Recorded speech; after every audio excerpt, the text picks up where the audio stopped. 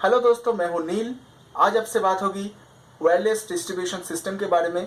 कैसे आप अपने मोबाइल का इंटरनेट का मोबाइल का जो हॉटस्पॉट है उसका रेंज बढ़ा सकते हो एक वाईफाई राउटर को यूज़ करके। कैसे आप अपने एक वाईफाई राउटर को यूज़ करके और एक वाईफाई राउटर का रेंज बढ़ा सकते हो अपने एक बड़े से घर में इस कोने से उस कोने तक। कैसे आप अपने मोबाइल राउटर का जो वाईफाई हॉटस्पॉट है उससे आप अपने ऐसे पीसी में नेट शेयर कर सकते हो जिसमें कि आपका वाईफाई का कुछ भी डोंगल नहीं लगाया हुआ है। बड़े ही आसानी से आप ये काम कर सकते हो। तो ये जानने के लिए देखते रहिए आज का episode, wifi on WDS wireless distribution system on wireless router. So let's get started. तो इसके लिए मैं ज़्यादा टाइम नहीं लूँगा, मैं डायरेक्टली चला जाता हूँ मैं अपने स्क्रीन पे, जैसे जहाँ से मैं ये वायरलेस डिस्ट्रीब्यूशन सिस्टम कॉन्फ़िगर कर रहा हूँ। तो चलिए दोस्तों, शुरू करते हैं आज का एपिसोड। ये मेरा WR740 राउटर है TP लिंक का। ये सिंगल एंटेना का सिंगल बैंड जो 2.4 गीगाहर्ट्ज वाईफाई का डिफ़ॉल्ट बैंड होता है, यही बैंड का एक सिंगल बैंड का राउटर है जिसमें मैं अभी WDS कॉन्फ़िगर करूँगा। तो मैं अभी क्या करूँगा, मेरा मोबाइल का जो इंटरनेट है, मेरा मोबाइल का इंटरनेट को मैं अभी मेरे वाईफाई डिवाइस में शेयर करूँगा। तो इसके लिए देखिए, ये वाला मेरा मोबाइल है। ये मोबाइल पे चलिए मेरा इंटरनेट कनेक्टेड है। ये इंटरनेट को मैं इस जो वायरलेस राउटर है इस राउटर में शेयर करूँगा। इस राउटर में पास में जो ये सारा क्लाइंट है, ये सभी क्लाइंट मेरे राउटर में कनेक्टेड रहेंगे। तो ये क्यों राउटर में कनेक्टेड रहेंगे? मोबाइल में कनेक्ट होने से, बहुत सारे क्लाइंट कनेक्ट होने से मोबाइल का प्रोसेसिंग बढ़ जाता है। तो चलिए, ये सब राउटर का ये सब क्लाइंट वायरलेस नहीं, वायर्ड कनेक्ट क्लाइंट है। तो इसमें सभी में वायर्ड कनेक्टेड है जो मोबाइल में कनेक्ट हो ही नहीं सकता। तो बड़े ही आराम से मैं अपने मोबाइल का जो इंटरनेट है राउटर में शेयर कर देने से ये बड़े ही आराम से राउटर से शेयर होके सभी क्लाइंट में चलने लगेगा मोबाइल हॉटस्पॉट के जरिए। मोबाइल यहाँ पे मुझे और एक चीज याद में रखना होगा, वो है SSID। कौन से SSID को मैं रूट बना रहा हूँ? यहाँ पे मेरा मोबाइल रूट है, मोबाइल का जो हॉटस्पॉट चल रहा है ये मेरा रूट डिवाइस है। और मोबाइल का जो हॉटस्पॉट चलता है, ज़्यादातर मोबाइल का जो हॉटस्पॉट चलता है ये चलता है 192.168.43.0 रेंज पे। तो 90 to 95% वाईफाई हॉटस्पॉट चलता है इसी रेंज पे। तो ये रेंज आपको मालूम रहना पड़ेगा, क्योंकि ये अगर मैं कॉन्फ़िगर करूँगा तो यहाँ पे ये दिखने को मिल जाएगा आपको। तो यहाँ पे मैं राउटर में वायरलेस सेटिंग्स में जाता हूँ तो पहले आपको दिखने को मिल जाता है वायरलेस नेटवर्क नेम जो है SSID। ये कोई भी हो सकता है। ये कोई कोई बोलता है कि ये इससे चेंज होना इससे सेम होना पड़ेगा, नहीं तो वाईफाई नहीं चलेगा। इसका कोई भी नहीं है। आपका डिवाइस ए हो सकता है, नेम हो सकता है ए, बी का नेम हो सकता है बी, इसका कोई भी फर्क नहीं पड़ता है। तो इसके बाद होता है रीजियन। चलिए मैं इसका रीजियन सिलेक्ट कर देता हूँ इंडिया। और ये वाला जो मोड है 11 BGN, इसको BGN मिक्स्ड ही रहने देते हैं। ये जो वाला जो भी सेटिंग्स है ये सभी सेटिंग्स आपको ऑटोमेटिकली मिल जाएगा। ये चैनल सब कुछ ऑटोमेटिकली मिल जाएगा आपका जब भी हॉटस्पॉट कनेक्टेड होगा। तो चलिए इस हॉटस्पॉट ये ब्रिजिंग को ऑन करते हैं, WDS ब्रिजिंग को। तो यहाँ पे बहुत सारा फील्ड देखने को मिल जाता है। तो ये SSID जो होगा आपका नेटवर्क का नेम। BSSID जो होता है, BSSID होता है आपका जो नेटवर्क का मैक आईडी होता है। रूट का जो आपका मोबाइल का जो मैक आईडी होगा ये ऑटोमेटिकली आपको यहाँ से उठा लेगा। अगर आपको मालूम है तो आप लिख सकते हो, नहीं तो यहाँ पे जो सर्वे बटन है, सर्वे बटन पे क्लिक करते ही आपका ऑटोमेटिकली सब कुछ सब डिटेल्स वो ऑटोमेटिक वहाँ से उठा लेगा। तो यहाँ पे जितना सारा सेटिंग्स है ये मैं एक एक करके दिखाऊंगा। तो चलिए पहले मैं सर्वे बटन पे क्लिक करता हूँ। देखिए यहाँ पे सर्वे बटन पे क्लिक करते ही ये मेरा आ गया है। एक नेटवर्क नेटवर्क का नाम है राज, यहाँ पे BSSID भी दिखा रहा है। तो ये सिलेक्ट हो गया है। देखिए यहाँ पे ये जो चैनल है ये ऑटोमेटिकली आ जाता है। आप अगर कोई और एक राउटर यूज कर रहे हो मोबाइल की जगह, तो उस राउटर पे जो चैनल आप सिलेक्ट किए हो मैनुअली, यहाँ पे भी मैनुअली वही चैनल सिलेक्ट होना चाहिए। चलिए अभी हम जाते हैं DHCP पे। DHCP जो सर्विस है ये बाय डिफॉल्ट ऑफ रहना चाहिए, क्योंकि आपका मोबाइल पे ऑलरेडी DHCP सर्वर चल रहा है। तो यहाँ पे DHCP कोई काम नहीं करेगा। तो ये DHCP सेव ऑप्शन को सेव करके यहाँ पे हम चले जाते हैं नेटवर्क से लैन। यहाँ पे आपको याद रखना पड़ेगा कि मेरा मोबाइल का IP एड्रेस है और रूट का IP एड्रेस है 192.168.43.1। तो यहाँ पे मैं असाइन किया हूँ 43.43, इसीलिए सेम सबनेट के अंदर।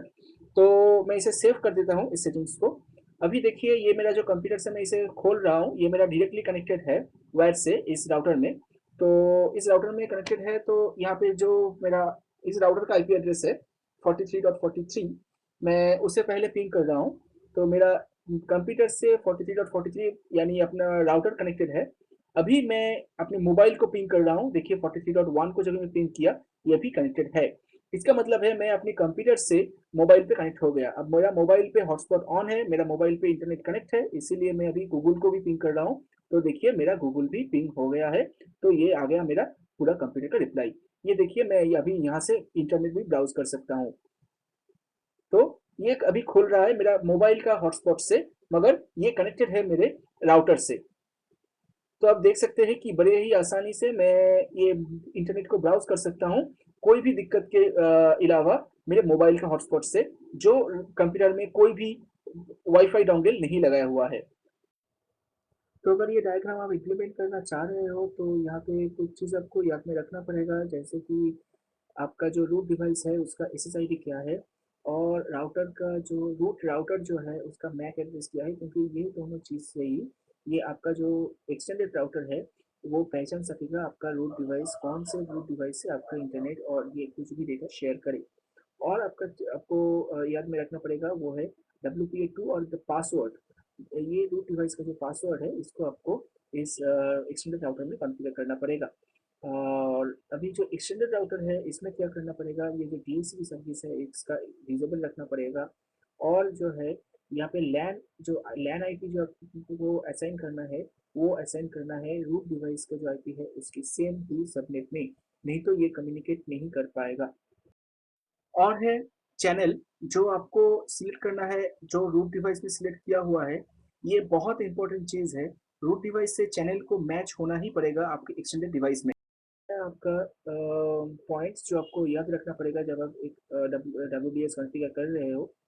तो चलिए आप बात करते हैं लेटेंसी की। यहाँ पे अगर आप ये ऐसा कुछ सर्विस इम्प्लीमेंट कर रहे हो तो एक लेटेंसी की बात आती है, क्योंकि आपका जो पैकेट जा रहा है टोटली थ्रू द एयर। तो एयर में अगर पैकेट ट्रांसमिट हो रहा है तो यहाँ पे आपका पैकेट का जो लेटेंसी होगा वो बढ़ ही सकता है। देखिए जब बात आता है लेटेंसी की तो इस काइंड ऑफ नेटवर्क पे बहुत सारे लेटेंसी जनरेट होते हैं। तो आप ये लेटेंसी को कैसे अवॉइड कर सकते हैं? तो मान लीजिए कि ये वाला मेरा एक कंप्यूटर है, जो कंप्यूटर से मैं पैकेट को इंटरनेट पे ट्रांसमिट करना चाहता हूँ और मैं रिप्लाई चाहता हूँ। तो ये वाला पैकेट सबसे पहले इस राउटर में आएगा, और उस राउटर से थ्रू द ये मोबाइल पे जनरेट होगा, जो क्रिएट करेगा एयर पॉइंट वन। तो एयर पॉइंट वन क्रिएट होने से ये मोबाइल से आके इंटरनेट में चला गया, और इंटरनेट में वो पैकेट रिप्लाई आ गया। तो मोबाइल फिर से उस पैकेट को राउटर को डिलीवर दे देगा, जो क्रिएट करता है एयर पॉइंट टू। तो अगर एयर पॉइंट टू क्रिएट कर रहा है, इसका मतलब है बहुत अच्छी तरीके से आपका जो सिग्नल है वो पहुंच जाएगा, कोई भी दिक्कत नहीं होगा, क्योंकि ये air point two normal air point है। अब मान लीजिए और एक कंप्यूटर है जो वायरलेसली इस राउटर से कनेक्ट हो रहा है। तो अगर आपका ऐसा कुछ सिचुएशन है, तब ये वाला जो कंप्यूटर है, तो ये कंप्यूटर अगर पैकेट सेंड करना चाहे इंटरनेट पे, तो ये बाय थ्रू द एयर ये आ रहा है एक air point, through the air router से आ रहा है मोबाइल तक एयर पॉइंट टू, मोबाइल से इंटरनेट में चला गया, इंटरनेट से फिर वापस आया मोबाइल में, और मोबाइल से आ गया राउटर तक air point three, through the air again router से कंप्यूटर तक। देखिए यहाँ पे 4 बार एक packet through the air transmit हो रहा है। तो इसके जरिए ज़्यादा एयर पॉइंट क्रिएट हो रहा है। तो यहाँ पे और यहाँ पे ये पैकेट ओनली एयर पे जा रहा है, तो यहाँ पे लेटेंसी बहुत हाई ही हो सकता है। तो ये सिचुएशन अवॉइड करने के लिए आप अगर मोबाइल से कनेक्ट कर रहे हो तो कोशिश करो कि दूसरे राउटर पे जो क्लाइंट है उसको वायर कनेक्ट करने के लिए। तो मान लीजिए अगर आप एक घर पे अपना डिवाइस कनेक्ट कर रहे हो, तो ये अगर आपका घर हुआ, तो आपका जो रूट राउटर को ऐसे किसी जगह पे आप बिठाओ जहाँ से आपको एक्सटेंडेड राउटर बिठाना बहुत ही आसान हो जाए। आप ऐसे जगह पे मत बिठाओ जहाँ से एक्सटेंडेड राउटर का रेंज ना मिल सके। तो एक्सटेंडेड राउटर का रेंज मिलने के लिए आपको ऐसे जगह पे बिठाना पड़ेगा, एक्सटेंडेड राउटर और जो रूट राउटर है उसका रेंज एक जगह पे ही शेयर हो जाए, जैसे कि आप पिक्चर में देख सकते हैं।